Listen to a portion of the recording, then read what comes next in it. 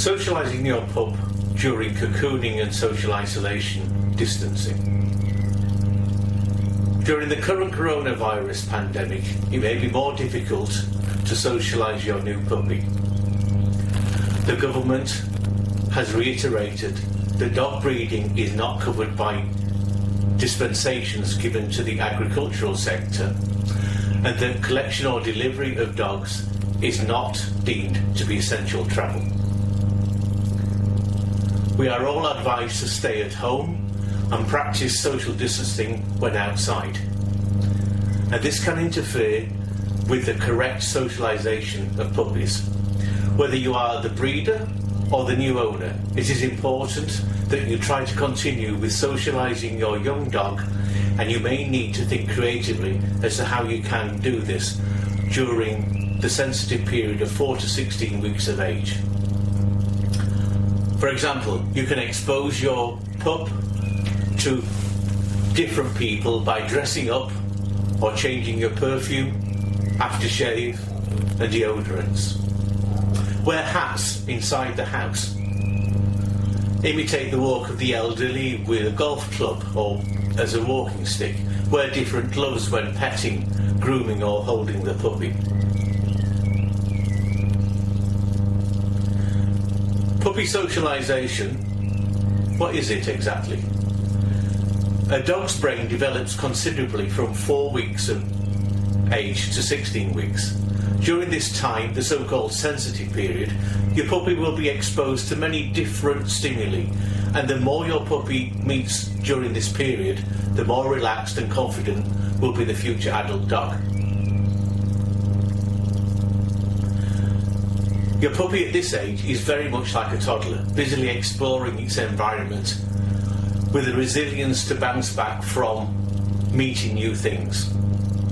After 16 weeks of age, your puppy is more like a 3-year-old, shy, less confident, more likely to hide behind mum's legs when meeting new people or things. A puppy which has not been well socialised or insufficiently exposed to everyday objects and sounds can become an anxious adult dog with fear issues and possible aggression. This is why pups which have been obtained from commercial breeders or have been kept outside of the family home, perhaps in a shed or outbuilding, often develop behavioural problems in later life. A responsible breeder will already have started the process of socialisation before you obtain the puppy.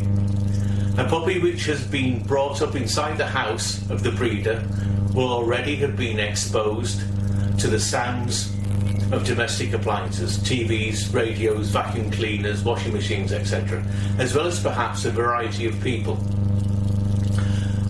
Your job as the new owner is to continue socialisation throughout the sensitive period in a safe and positive way.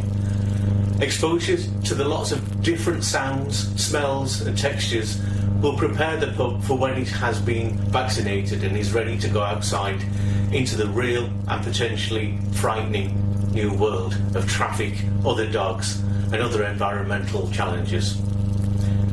Think ahead and if possible expose your pup to the things it will meet in the future.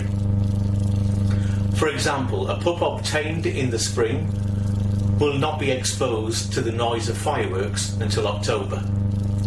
Better to download sounds of fireworks in spring and to play them during good times such as playtime, meal times, so that your pup is better able to cope later. Similarly, if you obtain a pup in autumn, you will need to bring out your lawnmower on a regular basis so that your adult dog isn't challenged by the strange sounding and smelling beast that suddenly appears from the garden shed. Meeting new stimuli should be rewarding for your puppy, so be prepared to use food treats of high value, such as chicken, when exposing your pup to novel objects. Be prepared to introduce your pup to the postman, bin collectors and delivery men, those that in the puppy's eyes invade its home. Pairing such meetings with tidbits so that your dog enjoys the training and sees those necessary visitors as a positive experience. Take your puppy, even before vaccinations are finished, outside in your arms to hear, see and smell traffic in all its forms, from cyclists to heavy goods vehicles, cars and buses. Alternatively, for those larger breeds, sit with your pup near an open window for the same effect, or put into the car and park near traffic with the window down. Don't try to overburden the puppy with too much exposure all at once. 2 or 3 novel experiences for a couple of days is fine.